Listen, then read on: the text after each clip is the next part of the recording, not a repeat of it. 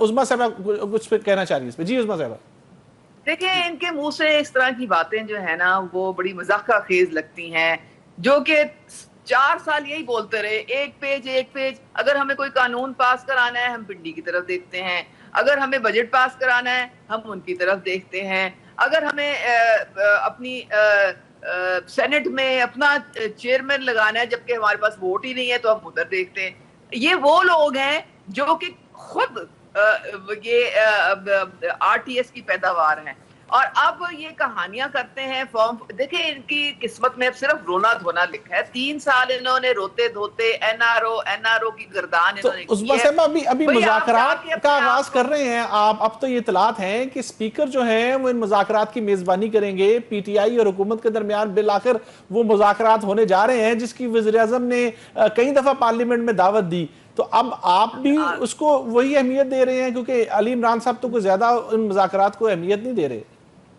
نہیں دیکھیں سر بات ہم ساری یہ مذاکرات ہے کن سے کریں؟ کہ ان ہم لوگوں مذاکرات ان سے نے کیا کریں جو مذاکرات کرنے. جیلی پہلے مینڈیٹ بھی کی جب ہم بنیاد پر مذاکرات کر جو رہے تھے تو یہ مذاکرات کی ٹیبل چھوڑ کے سارے بھاگ گئے تھے، انہوں نے یو ٹرن لے لیا تھا.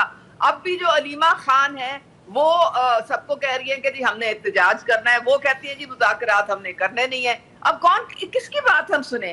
یہ مطلب ہے کہ کوئی ان کا کوئی سر پیر ہے؟ کوئی کچھ بول رہا ہے، کوئی کچھ بول رہا ہے، ہر ایک اپنی اپنی بولی بول رہا ہے. اور مذاکرات جو ہیں وہ کس کے ساتھ ہم نے کرنے؟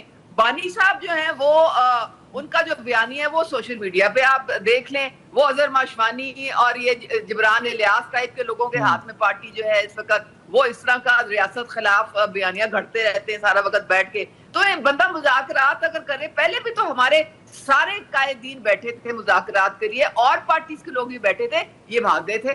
تو عظمیٰ ان کو صاحبہ کوئی مذاکرات نہیں چاہیے، ان کو چاہیے این آر او. ان کو چاہیے کہ کوئی عدالت کی کارروائی نہ ہو، جی، کوئی عدالت کے میں قانون ان کو رول آف لا ان کو اپلائی نہ کرے، اور بانی صاحب جو ہیں وہ باہر آ جائیں. میں عظمیٰ بس صاحبہ ان کو یہیں یہ پہ چاہیے. یہ مذاکرات والے معاملے پہ پروفیسر صاحب ہم تو سمجھے کہ تمام رکاوٹیں جو ہیں وہ دور ہو گئی ہیں، اب جو ہے وہ دونوں کے درمیان مذاکرات باضابطہ طور پہ بالآخر جو ہے وہ شروع ہونے جا رہے ہیں. ہم تو یہ سمجھ رہے تھے لیکن پی ٹی آئی بھی اس سے کوئی زیادہ اہمیت نہیں دے رہی. عظمیٰ صاحبہ بھی کہہ رہی ہیں کہ مذاکرات کریں تو کس سے کریں؟ دیکھیں علی فرقان صاحب، آپ جو ہیں وہ ایک عرصے سے کور کر رہے ہیں پارلیمنٹ کو، لیکن یہ فیکٹ ہے کہ پارلیمنٹ کا جو ایک معیار ہے کہ پروڈکشن آرڈر جاری کرنا یا قانون سازی ہے اور دیگر معاملات ہیں، لائیو تقاریر بھی نہیں دکھانے کا جو ہے اختیار کسٹوڈین آف دا ہاؤس رکھتے. تو اور دوسری طرف پی ٹی آئی دوسری انتہا پہ ہے کہ وہ پارلیمنٹ، اسٹینڈنگ کمیٹیز اور ان اداروں کو فوقیت ہی نہیں دیتی.